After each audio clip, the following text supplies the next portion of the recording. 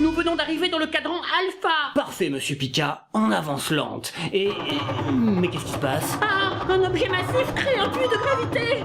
Ça fait trembler tout le vaisseau. Putain, mais je vois bien. Qu'est-ce qui provoque ça? Un trou noir? Non, c'est un animé. Mais enfin, aucun animé ne peut être aussi gros. Si, il y en a bien un, dont les thickness le rend aussi massif qu'une étoile. Et on fait quoi? Mettez-nous en orbite. Nous allons en parler.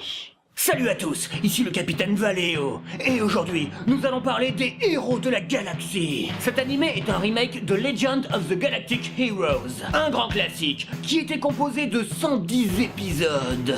En fait, plus que des épisodes, il s'agissait d'OAV. Faut savoir qu'ils sont sortis sur environ 10 ans et qu'ils ont acquis le statut d'œuvre culte. Et depuis un peu plus de 2 semaines, le remake a commencé à être diffusé. Comme c'est un remake, penchons-nous sur l'original.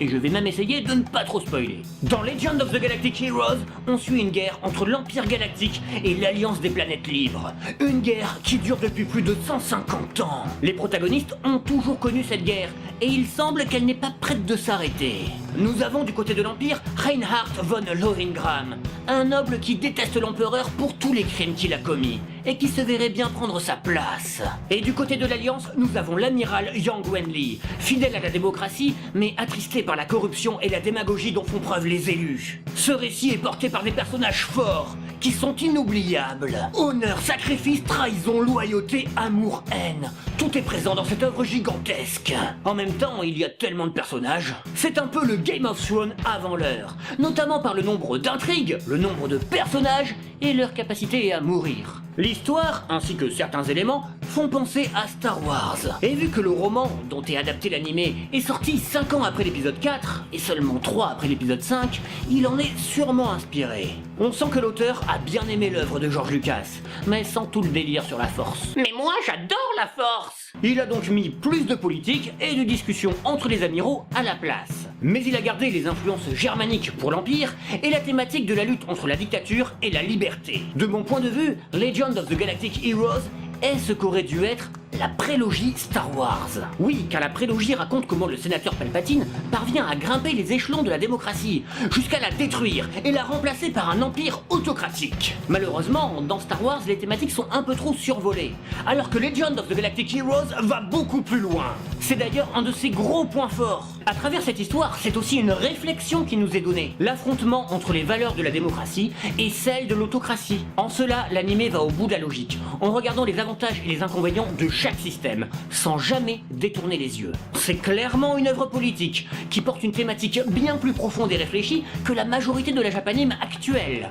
Le seul défaut que je reprocherais est que la science-fiction n'est qu'un décor. On pourrait avoir la même histoire et le même propos quelle que soit l'époque. Disons que la science-fiction permet de facilement créer des nations qui ont un intérêt symbolique. Par contre, si vous avez envie de regarder cet animé, je dois vous prévenir. C'est verbeux. Bien qu'il y ait souvent d'énormes batailles spatiales, le gros de l'action se passe dans des salles de réunion. C'est souvent là qu'on y voit les personnages principaux édicter leurs ordres, établir leur stratégie ou préparer leur complot. Clairement, c'est pas un shonen neketsu. Ah, j'adore les shonen. Mais comme les dialogues sont bien écrits et que l'intrigue est prenante, on ne s'y ennuie jamais. Bien au contraire. Maintenant qu'on a posé les bases, il faut se poser une question.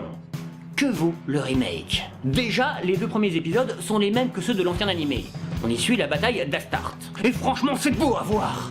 Et il y a même une petite originalité de mise en scène, avec l'amiral Yang Wenli qui n'apparaît qu'à la fin du premier épisode. Alors que dans l'ancienne version, le premier épisode alternait entre le point de vue de Lohengram et le point de vue de Yang. Notons le dépoussiérage des uniformes, notamment ceux de l'Empire. Ils sont dans l'esprit des anciens, mais différents. On oublie enfin les vieux pyjamas noirs. Ouais, j'aime les uniformes, avec des muscles. Et j'adore le chara-design qu'ils ont donné à Kirscheiss, le fidèle second de Lohengram. Putain, c'est chleux. Et au premier coup d'œil, on reconnaît l'amiral Merkatz, Mittermeier et Oberstein. Putain, c'est chleux. Par contre, ils ont donné de la créatine à Fahrenheit. Il était pas aussi costaud avant. Mais s'il y a bien un truc de raté, c'est Rehenthal. Peu ont vu l'ancienne version, je sais. Mais ce mec, c'était un des meilleurs personnages de la série. Le fameux amiral aux yeux verrons, méthodique, complexe et doublé par le gars qui fait la voix de Cell. 騒ぐな。